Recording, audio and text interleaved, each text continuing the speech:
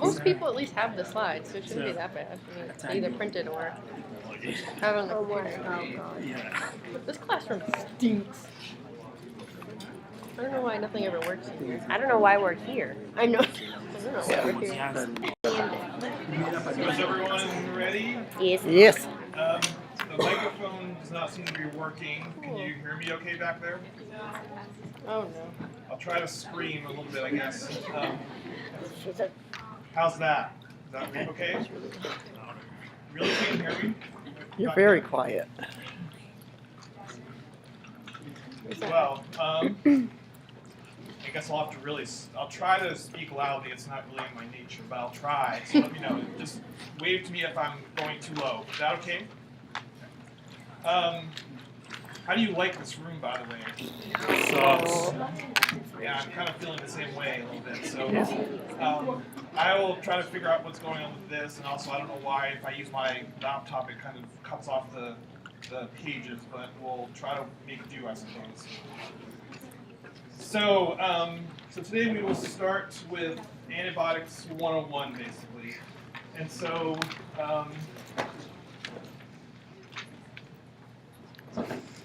so basically on the syllabus, the next few lectures are all titled something like Antimicrobials and Antimicrobial Resistance. And so we're going to be going through basically all of the different drugs that I feel like you should know. And so you should be able to categorize antimicrobials according to the class that they belong to. We'll talk again about the spectrum of activity. You might recall that last semester in pharmacology I kept kind of minimizing the spectrum of activity. That's going to be more important for you to know this semester, so to know what drugs cover which bugs. So we'll talk mainly about, as I said yesterday, aerobes, a little bit less so about anaerobes. You'll notice too that I've kind of in parentheses next to antimicrobials I've put antibiotics, and so I'm going to be talking only about antibiotics. With Dr. Kuhn later on you'll learn about antivirals, antifungals as well, but we'll be talking only about antibiotics over the next few days. And then again, we'll go back to your mechanisms of action and resistance, which I'm sure you all know off the top of your heads, right? Sure. So we'll talk about those, we'll talk about PK/PD, we'll talk about drug-drug interactions, adverse effects, contraindications, etc. Can you hear me fairly well back there?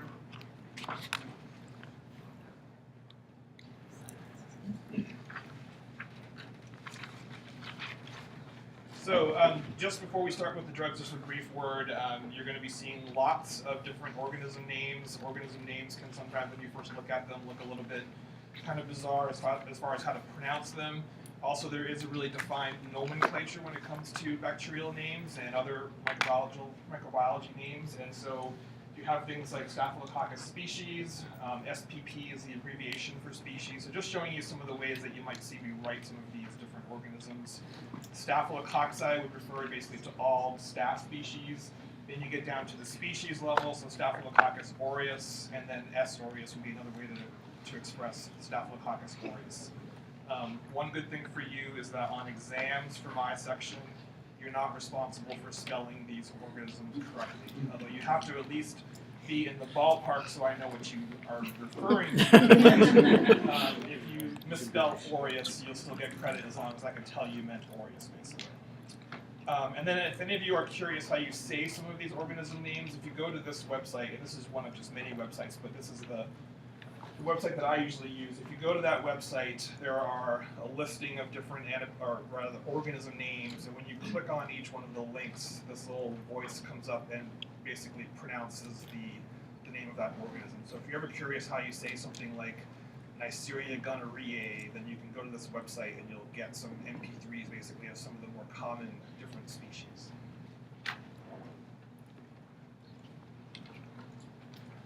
So this is the next few days of lecture, so it'll be a long adventure through all these different drugs, but I think, again, it's good for you to kind of get a baseline and know all of the ins and outs of the different drugs, and that will help you when we start talking about disease states. And so today we'll talk only about beta-lactams and aminoglycosides, and then on Monday we'll start going through some of the other drugs. So we'll talk about the macrolides, lincosamides, which basically is clindamycin, then we'll go through tetracyclines, folate antagonists, so TMP-SMX would be the most important one that we will talk about right there. We'll talk about quinolones. There is a group that I like to call gram-positive drugs, which are used primarily for their gram-positive activity, especially against really resistant gram-positives. So that would include glycopeptides like vancomycin, oxazolidinones like linezolid, and then daptomycin. Interestingly, in this group of drugs here over the summer, we've actually had 3 new antibiotics that have been released. So it's kind of an exciting time for us as far as actually having new drugs, because as I think I've talked to you a little bit about, basically we have very little in the way of new drugs being developed. But this summer we had this watershed moment where we actually had 3 new drugs come out. Then we'll talk about drugs that are used specifically for their activity against anaerobes, and then we'll finally go through a few sort of miscellaneous drugs as well. So there'll be a lot of drugs, a lot of drug interactions, etc. But just kind of try to bear with me over the next few days, and you'll hopefully have a good grounding in all those different drugs. So first would be the beta-lactams. So remember that these agents work by inhibiting cell wall synthesis, and so in either gram-positives or gram-negatives, again here you have a gram-positive with this really thick cell wall and a gram-negative with that much thinner cell wall with the cell membrane on the outside of that cell wall. But in any case, these drugs all work to inhibit the normal production of cell walls, and so you basically lose the integrity of the bacterial cell. So hence, these drugs tend to be bactericidal agents. So remember the difference between bactericidal and static drugs. So static drugs simply inhibit growth, and they depend on the immune system to kind of help the drugs out, whereas bactericidal drugs are lethal against bacteria. So as you might recall, all things being equal, would you rather use a cidal drug or a static drug? Cidal. So a cidal drug. And we'll talk about examples of that where you might have a choice of therapy, and sometimes the cidal drug becomes the preferred drug as long as there aren't other things that are weighing against that particular drug. Also, these are time-dependent killers, so remember that there's 2 major types of bacterial killing. There's time-dependent killing and there's concentration-dependent killing. And so these drugs basically depend on the amount of time that concentrations are in your body and are above the MIC. The MIC, if you recall, is the minimum concentration that inhibits growth of an organism, and that's how we basically measure antibiotic activity. And so we'll talk about the MIC next week more, and how to interpret MICs. So these really depend on the amount of time that they're in the body, and not so much on the dose of drug that you give. And then from a resistance mechanism, so there are really 3 primary means by which bacteria become resistant to beta-lactams. First would be porin changes, and so porins are basically sort of channels that cross the cell membrane and the cell wall. Drugs go through porins to get into the cell. And so if you have a change in that porin, the drug is trying to get through that porin and it just can't basically fit itself through. And so you have decreased entry into the cells. Another mechanism would be alterations in penicillin binding proteins, and so penicillin binding proteins are the targets for these drugs, and so remember that if you know the mechanism of action, you automatically know one of the major mechanisms of resistance. And so since these drugs bind to PPPs, then PPPs can change their structure and you can have reduced binding of the drug to the target cell. And then the third mechanism, which isn't actually listed here, would be, anyone remember? Right, so beta-lactamase production. So bacteria can make beta-lactamase enzymes that basically chop your beta-lactams into 2 and render them ineffective.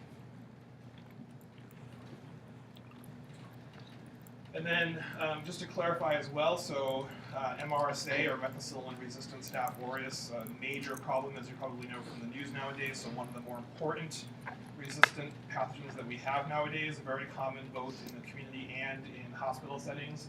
So remember that the way that MRSA becomes resistant to methicillin is by production of a different type of penicillin binding protein. And so there's this gene called MEK-A, which encodes penicillin binding protein 2A. And so that's a different type of penicillin binding protein. And methicillin, for instance, can't bind to that penicillin binding protein 2A. And so MRSA is intrinsically resistant to methicillin, as well as most other beta-lactams. Other things about MRSA, and we'll be talking a lot about MRSA this semester. MRSA also is able to basically ride along inside of your nostrils, and so it has little appendages that can adhere to the mucosa in your nostrils, and so often patients who are hospitalized, especially if you stick a cotton swab up their nostrils and culture it, they might grow MRSA if they're colonized with MRSA. So this is an important way that MRSA can spread amongst patients and make them colonized. And then also PVL, so Panton-Valentine leukocidin, is a toxin that MRSA produces, which contributes to the morbidity and the mortality that MRSA is associated with, especially community-associated MRSA strains that cause really severe skin and soft tissue infections because of that production of those toxins. So, beta-lactam pharmacokinetics. And I'm not going to talk a ton about pharmacokinetics. I'm going to try to highlight some of the most important things about each of these classes of drugs. Variable PO absorption. So we do have some oral forms of beta-lactams that we use.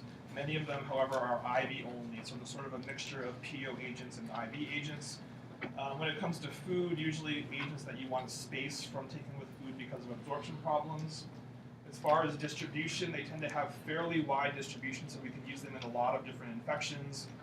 When it comes to CNS penetration, so as you'll learn when we talk about meningitis, it's hard to get drugs into the central nervous system, and so there's a lot of different barriers, basically, to getting good drug concentrations into the CNS. Some of the cephalosporins, especially, including ceftriaxone, get very good penetration into the CNS, and so they become very important agents to treat meningitis. And then finally, from a metabolism and excretion point of view, most of these drugs are limited renally, so you have to be careful with patients who have some degree of renal impairment. There are a few examples, and so nafcillin, oxacillin, and ceftriaxone tend to be hepatically metabolized, so you have to be careful with patients who have hepatic issues. And then finally, most of these drugs have very short half-lives, and so these are drugs that tend to be dosed every 8 hours, every 6 hours, even every 4 hours, so they pose problems from an adherence point of view and from a compliance point of view and an ease of dosing point of view. So quinolones, on the other hand, are often either Q-day or BID drugs, but most of these drugs are not going to be single daily dosed or even twice daily dosed. So going through the penicillins first. So this kind of is the schematic that shows the different types of penicillins and what they're active against. And so first you have the natural penicillin, so penicillin G and penicillin V. So penicillin G is the intravenous form and penicillin V is the oral form. So what are these active against? So basically they're active primarily against strep. That's one of the major reasons that we use these drugs. They do have sort of some niche uses, so they're active against Neisseria meningitidis, so again a cause of meningitis. They're also drugs of choice for Treponema pallidum. Does anyone remember what Treponema pallidum causes? Syphilis. Syphilis, right. So actually, I think one important point is that I think people sometimes think, well, penicillin is one of the first antibiotics that we ever had. Probably we don't really use it anymore for most things, and that's somewhat true, but actually when it comes to syphilis, penicillin still and always has been the drug of choice. And so there are still some uses for our natural penicillins. Importantly, one big hole in coverage is that these drugs completely lack coverage of staphylococci, also of most gram-negatives as well. And so staphylococci basically all produce penicillinase enzymes, which are a type of beta-lactamase that inhibits or rather destroys penicillin. And so these are strep drugs, but not staph drugs, which becomes an important distinction as far as their clinical use. So because these drugs are not active against staph, we basically developed the anti-staphylococcal penicillins, and so the penicillinase-resistant penicillins. And so these penicillins, nafcillin is the parenteral version and dicloxacillin is the oral version, they are not subject to hydrolysis by those penicillinase enzymes, and so they then have activity against both Staph aureus and Staph epidermidis. A little bit of strep coverage, but more so these agents are used for their staph coverage. And these drugs are particularly used, especially dicloxacillin, for management of skin infections where staph is a really important cause of skin infection. So you'll see a lot of dicloxacillin used for things like uncomplicated cellulitis and other skin infections. No activity against MRSA, however, so remember there's only one beta-lactam that we'll talk about that has activity against MRSA. Also, poor activity against gram-negative. So these really are drugs for pretty much staph and very little else. So then we go to the aminopenicillins, so amoxicillin and ampicillin, amoxicillin being the oral version and ampicillin being the IV version. So these really are going to be the first drugs that we use predominantly for their activity against gram-negatives. And so you're starting to add a little bit better coverage of resistant strep. And so Streptococcus pneumoniae can often be resistant to penicillins, but if it is, it will often be susceptible to the aminopenicillins. And here you're also adding coverage of your gram-negatives. So not things like your Pseudomonas and your other MDR gram-negatives, but things like E. coli, Klebsiella, other Enterobacteriaceae. And so there's a variety of infections where you would use amoxicillin and ampicillin, and primarily again for their gram-negative activity. Then we go to the carboxypenicillins, and so ticarcillin clavulanic acid, and so clavulanic acid is a beta-lactamase inhibitor. Ticarcillin used to be available by itself, but it no longer is, so it's only available in that combination form. So here you're losing gram-positive activity, and so as you go down this page, there's a trend towards losing gram-positive activity and gaining gram-negative activity as you go down the page. And so ticarcillin is the first penicillin now that has activity against Pseudomonas and the other space bugs, which are, again, those often multi-drug resistant gram-negative pathogens that you'll especially see in hospitalized patients. And then finally, you have the acyl uridopenicillins, and I won't be asking you chemistry type questions, so don't worry about that.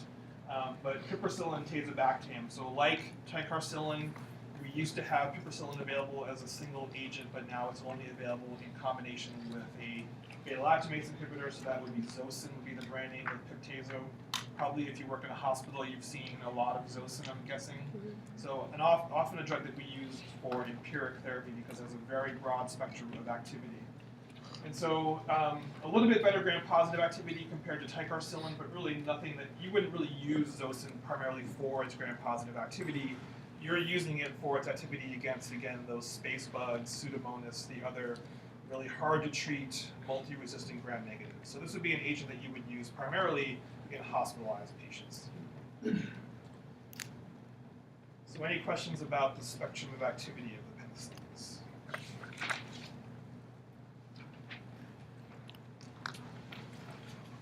So I'm going through in a little bit more details. We've been told that students like to hear both. How often does that happen? Do the lights just go on spontaneously?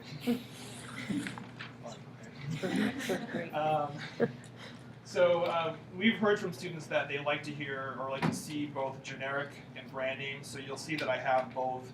That said, there really doesn't exist anymore a brand name version of penicillin, and I actually had to do some digging to actually find out what the brand name of penicillin G or penicillin V would be. So take that with a grain of salt. I don't think you'll ever be seeing a prescription for Pfizer pen, for instance. But anyway, so again, your natural penicillins are penicillin G or benzylpenicillin and penicillin V or phenoxymethylpenicillin. So again, going through a little bit of what we just talked about. So what do these drugs have activity against? So as I said, Streptococcus species, including Streptococcus pneumoniae, also Streptococcus pyogenes, God bless you, but not active against staph. So they completely lack activity against Staphylococcus aureus or epidermidis. Again, really no gram-negative coverage. From an anaerobic point of view, these drugs do have coverage of your above the diaphragm anaerobes, so your oral anaerobes. But remember, most drugs do have activity against those oral anaerobes. So it's the below the diaphragm anaerobes that are typically more difficult to treat, and you'll see fewer drugs that have activity against the below the diaphragm anaerobes. From a drug of choice point of view, these are not the drugs of choice for very many infections, but group A strep, so strep pyogenes would be one example. So penicillin is still the drug of choice for strep throat. And then as I mentioned, syphilis as well is still very conclusively, penicillins are the best drug of choice for patients who have syphilis.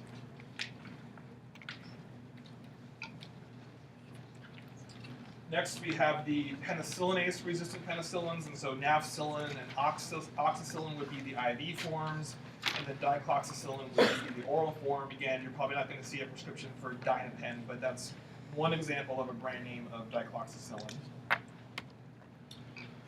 So as I mentioned before, so really these were developed to give us coverage of staphylococci. So they are not susceptible to the breakdown by those penicillinase enzymes, basically. So again, that gives you coverage of MSSA, but not MRSA.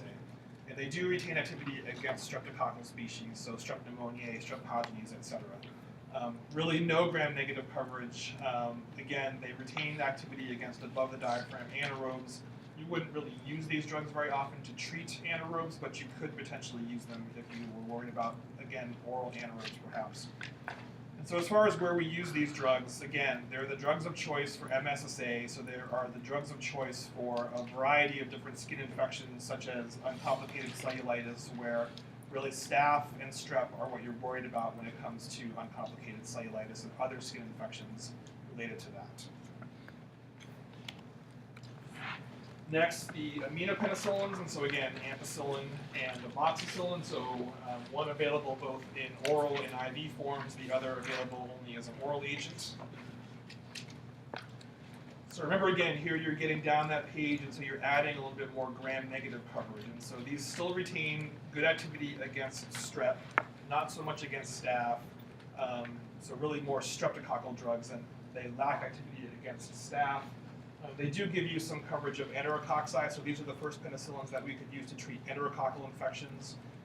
Again, more of a gram-negative drug though, so they give you activity against E. coli, Klebsiella pneumoniae. Remember, those are the two most important of the Enterobacteriaceae family that cause lots and lots of different infections.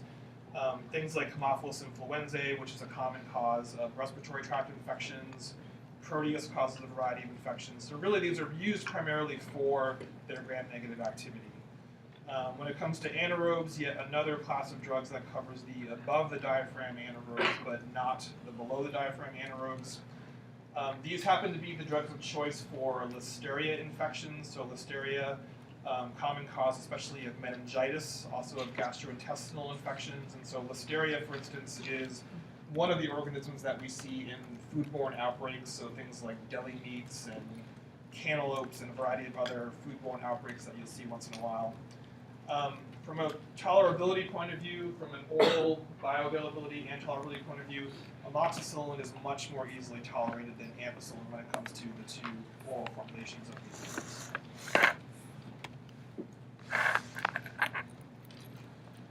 So next we have the so-called extended spectrum penicillin. So here we have ticarcillin and piperacillin. So again, these drugs don't exist in this fashion anymore by themselves. They only exist paired with beta-lactamase inhibitor, but I'm showing you them by themselves because really their coverage is inherently different compared to the previous penicillins. And so ticarcillin and piperacillin on their own do have a different level of coverage compared to the other penicillins. And so here again, we're moving more and more towards the gram-negative side of things, and so you wouldn't typically use these drugs to cover gram-positive. So they do cover streptococcal species.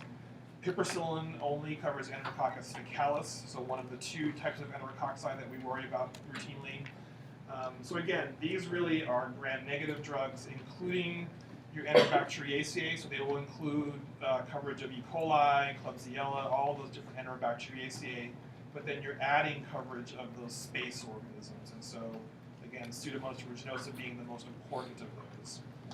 When it comes to anaerobic coverage, these are the first that have a little smidgen of coverage of below the diaphragm anaerobes, but still more so used for their above the diaphragm anaerobic coverage. And so really these are agents that you wouldn't see in a community setting. You see these in hospitalized patients. These tend to have a broad spectrum of coverage. You would use them often in empiric therapy because they cover gram-positives, gram-negatives, anaerobes, and so a broad spectrum of coverage, and something that you would use primarily in the severely ill patients where you're worried about covering as many things as you possibly can. And again, nowadays, from an availability point of view, these are only available in combination with a beta-lactamase inhibitor. Is everything making sense so far? Am I going too fast? Okay. Did you have a question? Can you hear me okay? Thank you. So just to review beta-lactamases, and so there are hundreds of different types of beta-lactamases. There are people who basically spend their careers studying different types of beta-lactamases and the drugs that they affect, basically. And so you can have specifically penicillinases, cephalosporinases, et cetera, that only have activity against that particular subset of the beta-lactams. Unfortunately, recently we've had what are called ESBL, or extended spectrum beta-lactamases, emerging more and more. And so the problem with these ESBLs is that from a beta-lactam point of view, they are active against penicillins, cephalosporins. The only drugs that are active against ESBL producers would be the Carbapenems. Then, unfortunately, ESBLs are often also resistant to not only penicillins and cephalosporins, but also to things like TMP-SMX and quinolones and aminoglycosides and tetracyclines. And so ESBLs are a problem because there are relatively few types of drugs that we can actually use to treat infections that are caused by ESBLs. And so for that reason, really, Carbapenems have become the drug of choice for ESBLs. And so what do you think happened when we started using Carbapenems to treat ESBL infections? So they developed resistance to Carbapenems. So again, that recent outbreak that's been in the news this week was due to Carbapenem-resistant Enterobacteriaceae, that they are ESBL producers that then also added activity against Carbapenems. And so those are treatable by even fewer drugs, unfortunately, and those are a major, relatively new problem that we're seeing across the country. So then that leads us to our beta-lactam, beta-lactamase inhibitor combinations, and so we currently have 4 of these. Only one of them is available orally, so augmentin, amoxicillin clavulanic acid. Then we have unicin, which is ampicillin sulbactam, timentin, which is ticarcillin clavulanic acid or clavulanate, and then zocin, which is piperacillin tazobactam. So these come basically pre-formulated as that combination product. So what does the beta-lactamase, the addition of that beta-lactamase do as far as coverage goes? Well, it gives you back coverage of staph, so it's going to be active against the penicillinase production by Staph aureus. These also have fairly broad gram-positive coverage, so they will cover strep, they'll cover Enterococcus faecalis. From a gram-negative point of view, they have broad coverage of not only the Enterobacteriaceae, but also the space bugs, Pseudomonas. One important thing that the beta-lactamase inhibitor also does is it gives you very good anaerobic coverage, and so these are really the first beta-lactams that have true coverage of some of those below the diaphragm anaerobes.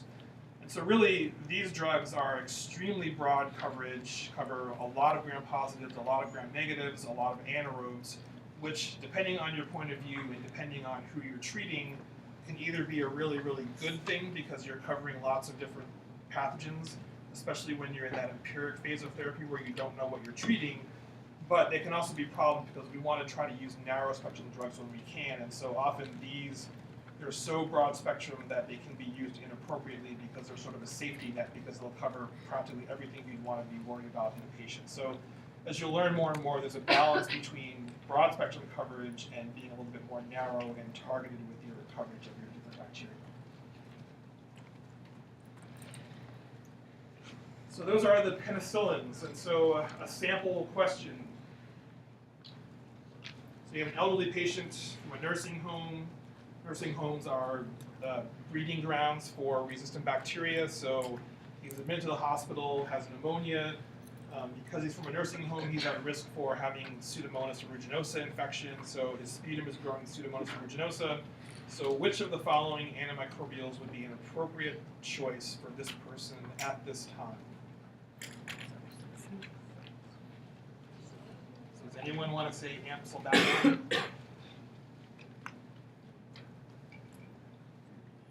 Any takers for dicloxacillin? Any takers for amoxiclav? Any takers for pip-tazo? Hopefully everyone. So pip-tazo would be the only agent that would cover Pseudomonas in this case. The others would all lack coverage of Pseudomonas. Near the very end of all of these series of lectures, I'll go through all the drugs that cover Pseudomonas. It would be important for you to know drugs that cover Pseudomonas, drugs that cover MRSA, the drugs that cover some of the more important pathogens that are resistance concerns, and we'll go through those at the very end.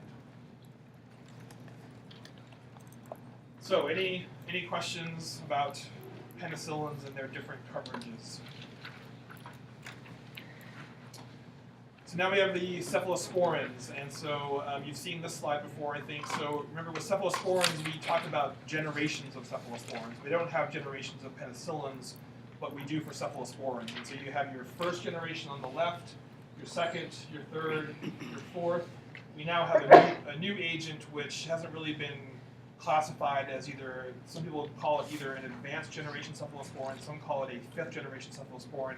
Hasn't been really officially designated one generation or another, but first, second, third, and fourth are very clearly established generations of cephalosporins. So in general, going from left to right across the generations and going up in your generations, in general, you add coverage of gram-negatives as you go towards higher generations. We'll talk about the fact that there are many advanced generation cephalosporins that really do have good gram-positive coverage, and we use them for their gram-positive coverage. But if there was a general trend, it would be from better gram-positive on the left and better gram-negative on the right. So we'll go through all the different generations and what they cover. I find the cephalosporins, honestly, to be a frustrating class of drugs because there's so many of them, and cephalosporins are sort of easy targets for drug companies that don't have cephalosporins, and so unfortunately you have to just kind of work at knowing which ones are which. And so you should be responsible, or you will be responsible rather, for if I tell you the patient's receiving cefdinir, you should be able to remember what generation cephalosporin that is, unfortunately. So it's sort of an alphabet soup, but you'll have to just kind of make your way through it and get them all down to memory, unfortunately. So, first generation agents. So we have cefadroxil, cephalexin, and cefazolin. So 2 oral agents and 1 IV only agent. So what do these cover? So again, we're on that left side of the screen, so we're looking more at our gram-positive coverage. And so these would have very good coverage of streptococcal species, very good coverage of staph species, again though, not MRSA, only MSSA. From a gram-negative point of view, one of the kind of acronyms that you'll see is called PEC. So the P stands for Proteus species, including Proteus mirabilis. The EC stands for E. coli, and then the K stands for Klebsiella pneumoniae. So these do have activity, again, against the 2 most important members of that Enterobacteriaceae family of gram-negatives. From an anaerobe point of view, above the diaphragm only. And so really, these agents are primarily used, again, for skin and soft tissue infections. So relatively unsevere infections, if you will, because they cover staph, they cover strep, and those are the 2 most important things we see when it comes to skin infections. And so these have a relatively narrow therapeutic use when it comes to all the different cephalosporins. Next, we have the second generation cephalosporins. So unfortunately, there are a lot of these, and so we have cefaclor, cefprozil, ceftriaxone, axetil, cefotetin, cefoxetine, and then ceftriaxone. And so a number of oral agents and of IV agents as well. So these still retain gram-positive coverage, so they still cover strep, they still cover staph, again, not MRSA, only MSSA. From a gram-negative point of view, they retain that PEC coverage, but they add what's called HEN by some people, and so that would be Haemophilus influenzae, Enterobacter aerogenes, and then Neisseria species as well. So, fairly good gram-negative coverage, but again, if you think about these sort of as almost like your aminopenicillins, so they cover the Enterobacteriaceae, but they don't cover things like Pseudomonas and those other space organisms. From an anaerobic point of view, these really, the primary ones that cover anaerobes would be your 2 cephomycins. And so cefoxetine and cefotetin are particularly used for their anaerobic coverage, and they have very good coverage of anaerobes, including that most important of anaerobes, which, do you remember what that is? The most important below the diaphragm anaerobe, often resistant. Starts with a B. Yes, so Bacteroides fragilis, so B fragilis. So these are the first drugs we've talked about that would have activity against Bacteroides fragilis, which again is important primarily because it often is resistant, and so it's one of the harder to treat anaerobes. So really what you use these for, particularly cephalosporins and cephalosporins, you would often use them for intra-abdominal infections, and so intra-abdominal infections typically have a mixture of gram-negatives and anaerobes, and so something like cefoxitin would be one good drug that you could use by itself, often to treat intra-abdominal infections. Some of these agents, not cefoxitin and cefotetin, but some of the other drugs also have activity against, or they have use rather, in upper respiratory tract infections, so things like sinusitis or exacerbations of bronchitis or COPD patients as well. So a little bit of use maybe in pneumonia, but more for other respiratory infections that are a little bit easier to treat compared to pneumonia. So things like sinusitis that are relatively easy to treat infections. So then we have even more, unfortunately, in the third generation cephalosporins. So a lot of agents in this group, I would ask that you focus really on this last drug, and so you'll, as I said yesterday, you'll be seeing ceftriaxone used in lots and lots and lots of different infections.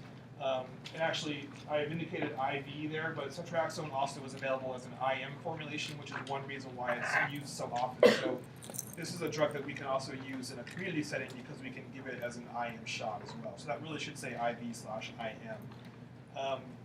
Really, a lot of the rest of these, you may see them in community settings, but ceftriaxone, especially in hospitalized settings, but also in ambulatory care settings, is a very commonly used drug that we'll hear about quite a bit as we go forward.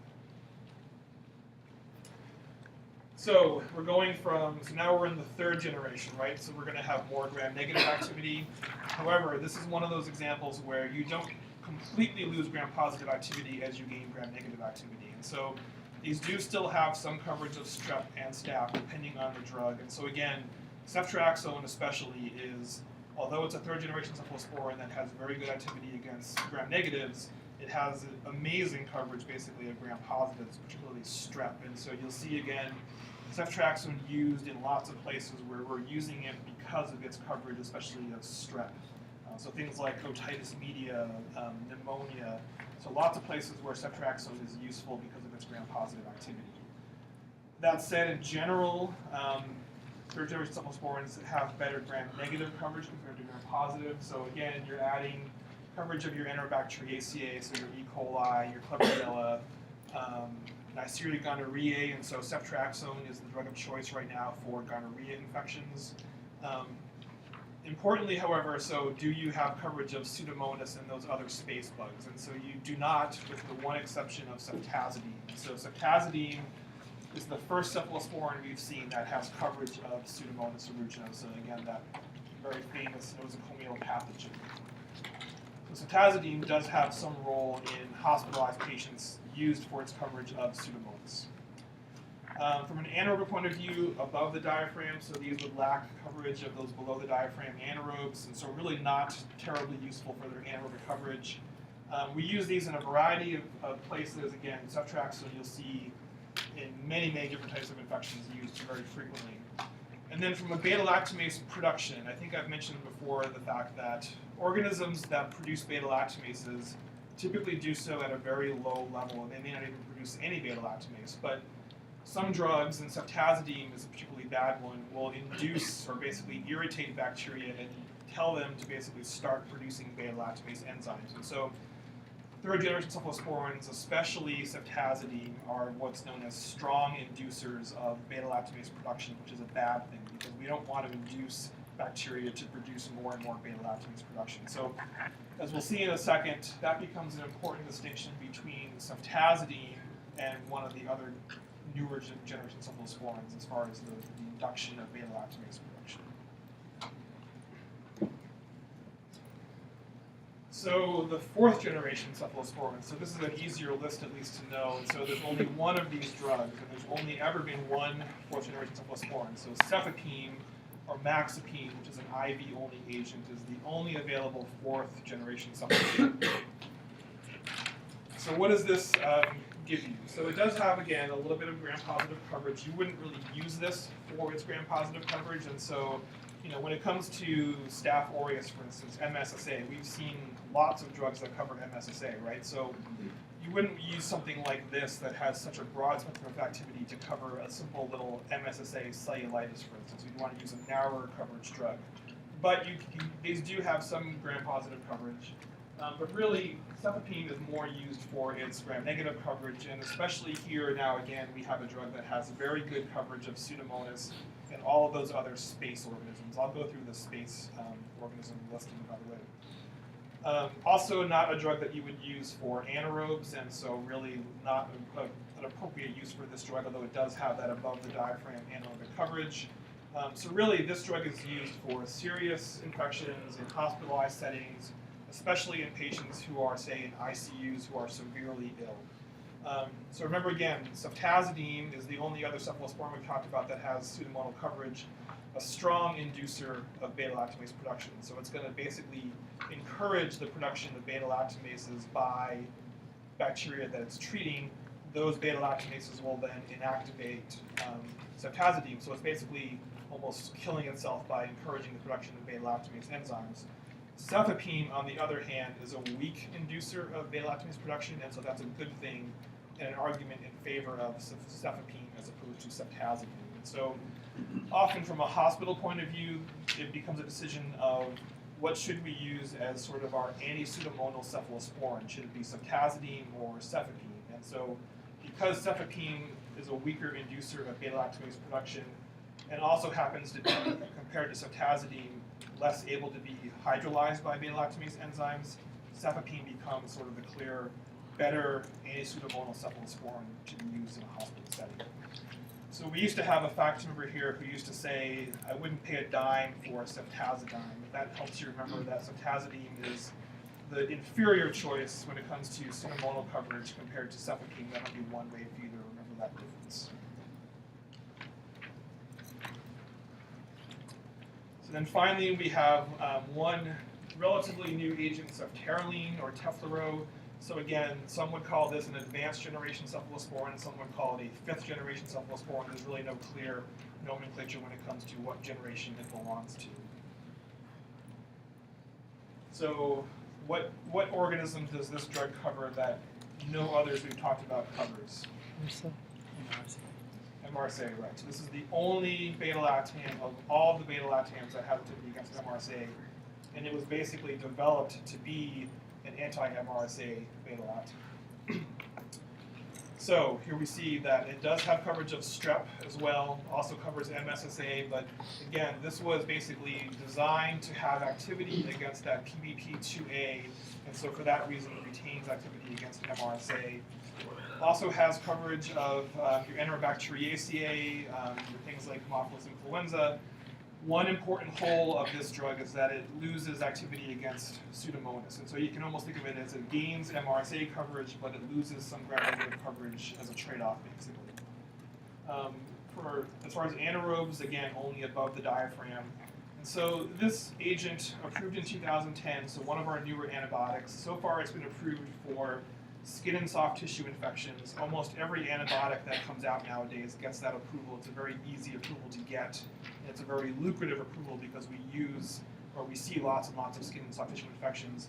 Also, it's approved for the use against patients with use in patients with community-acquired pneumonia as well. And so this is an agent that really we'll talk about this next week, but one of the problems with antibiotics and the fact that companies don't develop new antibiotics is that when we have new antibiotics, so we have this shiny new drug that came out in 2010, and what we do as pharmacists and physicians when we have new drugs like that is we actively decide not to use them because we want to keep them in our back pockets basically for the future. And so this drug really is not used very much.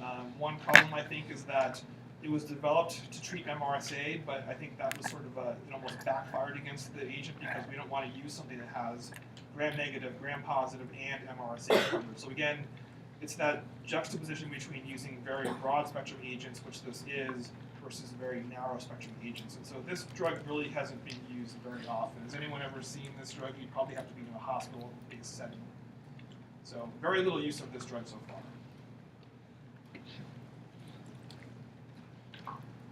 So any questions on cephalosporins? All right, so here's a question for you. So which of the following cephalosporins would not provide adequate empiric coverage when treating an uncomplicated skin and soft tissue infection? So first, what are the two organisms that we really are concerned about when it comes to skin and soft tissue infections?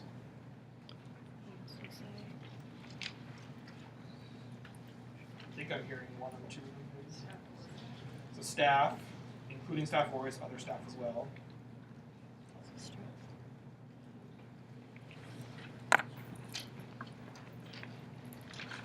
What's the other? Also starts with S. Strep. So strep would be the other one. So we're worried about staph and strep. So we want a drug here that has good coverage of staph and strep. So ceftazidime, you think? Which generation is ceftazidime?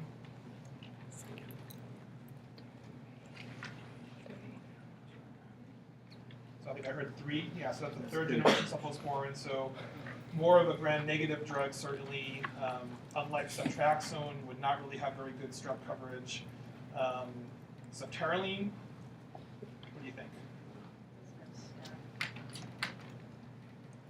So ceftaroline would be okay, I think. It would have, marginal coverage of staph and strep. Would be an okay drug. It wouldn't be an ideal drug for skin and soft tissue infection because, again, that's usually a very simple infection to treat, and so you wouldn't want to use something as broad spectrum as ceftaroline, but you probably could get away with it. So ceftazidime would not provide adequate coverage. Ceftaroline would. What about cefazolin? So what generation would cefazolin be? First, right? So pretty good gram-positive coverage, including staph and strep. So cefazolin would be a reasonable choice. And in fact, one of the main reasons that we would use cefazolin would be like the other first-generation cephalosporins for skin infections. And then finally, cefoxitin, what do you think? Yeah, it wouldn't be probably the best choice, and you'll learn about what would be the best choice for skin infections later on, but would have okay coverage of that staph and strep. So really, the agent that would not provide adequate empiric coverage when treating a skin infection onto this list would be ceftazidime, would be the answer to this question.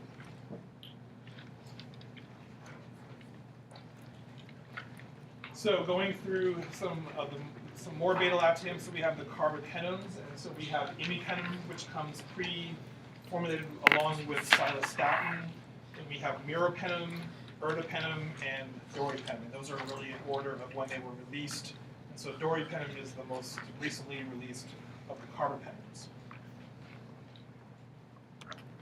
So from a coverage activity, you might remember that I called these the so-called gorillacillins, and I had a picture of the gorillas, the virtual band. And so when I was in school, I learned about these being called so-called gorillacillins. And so these have extremely, extremely broad coverage. So they cover many gram-positives, including streptococcal species, MSSA, also Enterococcus faecalis. Would they cover MRSA, do you think? How many say these would cover MRSA? So a couple of you. How many would say not? So more that say not. So again, remember, of all the beta-lactams, including the ones we've talked about so far and the ones upcoming, ceftaroline is the only one that covers MRSA. And so these also lack that ability to bind that penicillin binding protein 2A. They do, however, though, cover MSSA, so they cover susceptible Staph aureus. They cover basically any gram-negative you would want to cover, essentially. So they cover all of your Enterobacteriaceae, all of your space organisms as well, so things like Pseudomonas, all of those MDR gram-negative pathogens. That's okay. So the one exception would be ertapenem. And so ertapenem is the only carbapenem that lacks activity against Enterococcus, which is less important. We don't really use these drugs for Enterococcus for the most part, but we do often want to use these drugs for pseudomonal infections. And so ertapenem is the only one that lacks, that has a hole of not covering Pseudomonas. Anaerobes, so again, these cover broad spectrum activity, so they cover not only those above the diaphragm anaerobes, but also the below the diaphragm anaerobes. So really, these cover practically everything you'd want to cover, essentially. That's a little bit of exaggeration, but extremely broad coverage. And so again, there's places where that's a very good thing, where we want to use these drugs, especially in someone who's severely ill. Again, we're in that empiric phase of therapy where we don't know what we're treating, so that's a place where we like to use these drugs. but they also have the potential to be overused and used for places where we don't need quite that large amount of coverage, basically. So that's the Carbapenems. And then finally, the monobactam. So there's only one available monobactam. So it has Trianam, which is an IV-only agent that you would see only in hospitalized settings and really not a drug that we use too often. So what does Trianam cover? And so there's not very many instances where you would say that a drug completely lacks coverage of gram-negatives or gram-positives. This is one of those situations. And so Trianam essentially has zero coverage of gram-positive agents, but does cover and has very good coverage of gram-negatives, including, again, those space bugs. So I think with gram-negatives, thinking in your head of space bugs and Enterobacteriaceae as sort of the two large groups of organisms that we are looking at whether we have coverage of them or not. And also no anaerobic coverage at all either. And so really, this drug is used as a gram-negative drug, and that's all it's used for. We'll talk about allergy in a few minutes, but this is a drug that's useful because if patients have a penicillin allergy, this tends to be the agent that they will not have cross-reactivity to. And so really the niche use of this drug is in penicillin allergic patient where we want to cover things like Pseudomonas and other gram-negatives. So really used primarily for that indication, again, in patients who have that allergy. And actually, I'm going to go back just a few slides, sorry, because I forgot to go through what exactly the space bugs are.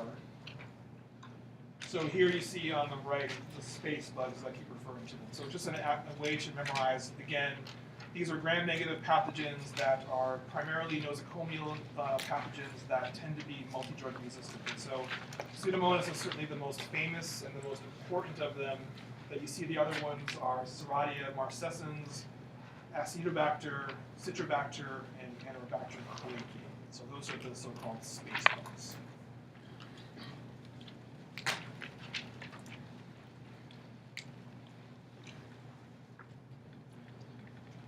All right, so another question.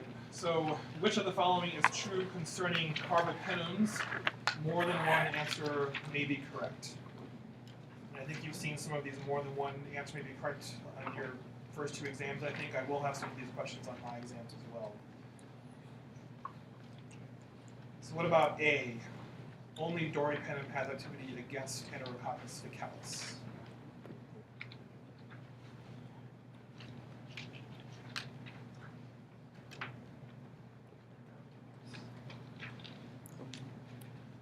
So really the only one that doesn't is Urticaria, right? So that would be a false statement. Next, Urticaria lacks activity against Pseudomonas aeruginosa. Seeing a lot of nodding of heads, right? So that's a true statement. So Urticaria is the only one that has that hole against Pseudomonas. They display activity against Bacterial fragilis. So would that be an above the diaphragm anaerobe or below the diaphragm? Below, right. And again, it's that most important of them. And so these would all cover Bacterial fragilis. So that would be a true statement. And then the last one, actually, I forgot to tell you what silostatin is, so I think you probably don't know the answer to that one, but take a shot. So silostatin is a beta-lactamase inhibitor that adds coverage of MRSA. No. False. Does anyone know what silostatin is? So silostatin basically is a compound that inhibits the metabolism of imipenem, and so helps with maintaining good concentrations of imipenem in the body. I forgot to tell you that, I'm sorry. So that's what silostatin is. And so imipenem is the only of the carbapenems that has that extra component, which again inhibits the metabolism of that drug and makes it have better concentrations in the body. So not a beta-lactamase inhibitor. Is that clear? So any questions on beta-lactam coverage and spectrum of activity? So from an adverse effect point of view for not only these drugs but all the remaining drugs, really I want to highlight the either most common side effects or most serious side effects. And so one thing that you'll see is there's not a single antibiotic that I know of that doesn't cause nausea, vomiting, diarrhea. They all do to varying degrees, but I'll try to highlight some of the ones that are more important causes of nausea, vomiting, diarrhea, for instance. And so, as you see here, one of the first adverse effects of beta-lactams would be GI. So really, all of the drugs can cause that to varying degrees or another. One of the most notorious causes of GI side effects would be augmentin, and it's because of the clavulanic acid part of augmentin. And so that's a very famous cause of things like nausea, vomiting, and diarrhea. Remember Clostridium difficile infection, so that's caused by basically wiping out your normal flora and then allowing the overgrowth of C. diff. And so C. diff causes extremely severe diarrhea, an important cause of morbidity and mortality because the diarrhea is so severe. So, any guesses, is there an antibiotic that doesn't cause C. diff? What do you think? So there's no antibiotic that can't cause C. diff. Some are more common than others. These, I would say, are sort of middle of the road as far as the likelihood that they would cause C. diff. So not the worst offenders, but certainly fairly common causes of C. diff infection as well. So next would be allergy, and so beta-lactams are the most important cause of antibiotic-associated allergic reactions. So a fairly common cause of allergy, although as you see, patients generally do over-report being allergic to penicillins. And so many patients who say I'm penicillin allergic, they're either like the case yesterday where it's nausea, or they had a very distant reaction that they don't remember very well. So we'll talk about allergy, but it's much over-reported compared to what it really is. There's a variety of different types of allergy. We'll talk about those in a second here. So other serious effects, these are so I would say the hepatic side effects are much rarer, and really those are side effects of primarily oxacillin and nafcillin, and so especially with long-term use, patients receiving oxacillin and nafcillin can have hepatic dysfunction because of the drug. Neurologic side effects are important, and so those would be seizures and encephalopathy. So seizures can be caused by all the beta-lactams, but those are especially true of the Carbapenems. And so one of the important points becomes, of the Carbapenems, is there a difference between the ability to induce seizures? And there is, and so imipenem of the Carbapenems is the worst offender when it comes to causing seizures. Doripenem is thought to pose the lowest risk of seizures. And so if I gave you a patient case on an exam of a patient who had documented seizure history, and I gave you a list of drugs to use, you should be looking for things like imipenem, and that would be a red flag to avoid the use of imipenem in a patient with documented seizures or a history of seizures. And then finally, from a hematologic point of view, these agents can cause different types of penias, so leukopenia, neutropenia, thrombocytopenia, really with prolonged use, so over 2 weeks of use. And we don't typically use these drugs for periods longer than 2 weeks for most infections. So relatively rare would be seeing hematologic effects. Then with renal side effects, nafcillin especially, again, more with long-term use can cause this type 4 reaction that can give you an interstitial nephritis. Relatively rare, but sort of a famous reaction that nafcillin is associated with. So getting into allergy and hypersensitivity. So one of the important points is, what is it about the penicillin molecule that causes hypersensitivity? And so there's really two different things. There's what's called the major determinant and the minor determinant. And so the major determinant, which is the penicilliol moiety, is a cause of greater than 90% of your type 1 reactions, but then you have your minor determinants as well. And so because you have the major determinants and the minor determinants, that really impacts kind of the cross-reactivity amongst all the different beta-lactams, because you have these different parts of the structures that can be responsible for causing allergy. So first, before we talk about the cross-reactivity, it's important to note what types of allergies can beta-lactams cause. And so there's really two major types. There's type 1 events and there's type 3 events. So type 1 events would be IgE mediated, and type 3 would be immune complex mediated. And so to show you an example of what these look like, so type 1 reactions. So these would be urticaria or hives. And so this is an illustration of what hives look like. I don't expect you to be able to diagnose someone with hives based on looking at them, so I would tell you in a patient case that a person has had hives after being exposed to a penicillin. So histamine mediated, IgE mediated, These are asymmetric and irregular. They often occur on the chest and on the face, and they have areas where they have central clearing of that redness. These reactions also are associated with itching or pruritus. Importantly, they can occur anytime after you've had prior exposure. And so type 1 reactions are the more serious reactions that you would see in patients who are penallergic. And so, again, on a patient case, if I gave you a case of someone who reports a penicillin allergy, and if you see anything like hives, itching, shortness of breath is a big one, those are all giant red flags to you to be very, very careful about using a penicillin in someone who has those types of reactions, because those all indicate the possibility for anaphylaxis type reactions. And so very, very serious life-threatening allergic reactions would be what you would see in these patients. In contrast, so a maculopapular rash, the most common allergic or skin manifestation of drug allergy. So these are a type 3 reaction. You see the difference there. So symmetrical as opposed to asymmetrical.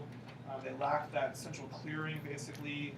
Have relatively fewer cases where you would see pruritus associated with these reactions. They often start on the trunk and often you spare the face, whereas type 1 reactions you'll often see involvement of the face as well.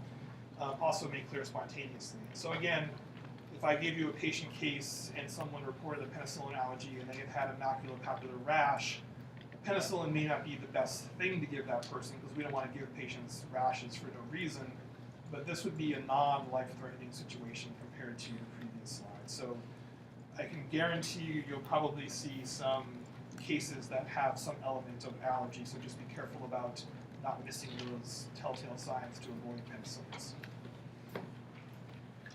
So any questions about that? So then, as I said, patients generally tend to over-report being allergic to beta-lactams. And so what this shows is, if you really look at people who are truly allergic, what is the overall global incidence of allergy to beta-lactams? And so to penicillins, the overall incidence of allergy is thought to be anywhere from 1 to 10% of all patients truly have a penicillin allergy. As you see, more of those would be sort of cutaneous reactions that would be non-life-threatening. And when it comes to patients who truly would have anaphylaxis type reactions, so those life-threatening reactions, as you can see, it's a very, very small number of patients who would truly have those types of reactions. And with cephalosporins, as you see, even less common as far as the overall rates, the cutaneous rates, and the anaphylaxis type reactions. So really, although many patients do report penicillin allergies, and again, it's the most common form of antibiotic-associated allergy, the real incidence of these reactions is much less than is reported by patients. So then an important point becomes, what is the cross-reactivity? So you have a patient like CJ yesterday in our patient case who tells you, I'm allergic to penicillin, so penicillin G. So can you give that patient a cephalosporin, for instance? So it's a very common question that we see clinically. And so basically, if someone says, I'm allergic to penicillin G, you should assume they're allergic to all of the other penicillins, basically. You'd want to probably try to avoid penicillins, especially if it was a type 1 reaction. You definitely want to avoid penicillins in that situation. So then with cephalosporins, and so it's thought, based on the evidence that we have, that it really depends on the generation of your cephalosporin, and so it's thought to be the case that if you're preparing, or if you're considering using a first-generation cephalosporin in a patient like that, there's probably about a 0.5% chance that that patient will become allergic to that first-generation cephalosporin. With the other cephalosporins, we think there's really virtually no risk of cross-reactivity whatsoever.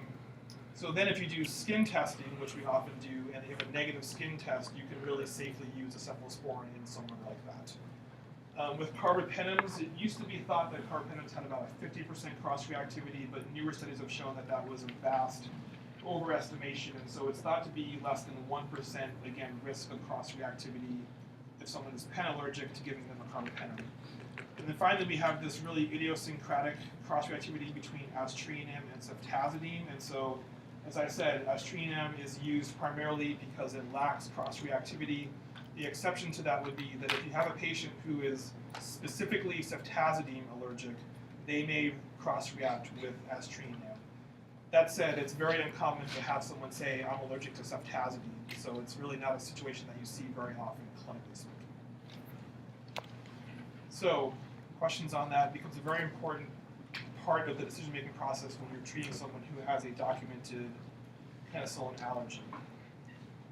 So that said, if I gave you a patient case like CJ yesterday, told you that he's penallergic and that he experienced shortness of breath and hives, and I asked you, would you consider giving CJ imipenem? What do you think? Anyone want to try? You? Okay. Anyone not want to try? So you have less than a 1% chance of causing a reaction, right? So that would argue for maybe rolling the dice and trying. On the other hand, shortness of breath, hives, those are signs where anaphylaxis is in play, and so unfortunately you're really rolling the dice that you probably have very little chance of actually causing an allergic reaction, but if you do, you might kill the person. So that becomes really an important part of the decision. And so, so I would say on an exam, from an exam point of view, if you see again those terms like shortness of breath, hives, just steer clear of all beta-lactams just to be on the safe side. In practice, however, you do find situations where you still have to use beta-lactams, and we'll talk about that in certain infections where you still do use beta-lactams even in patients where the risk of anaphylaxis is a possibility. So, and finally, from a drug-drug interactions point of view, this is a relatively easy class of drugs. So there are drug-drug interactions.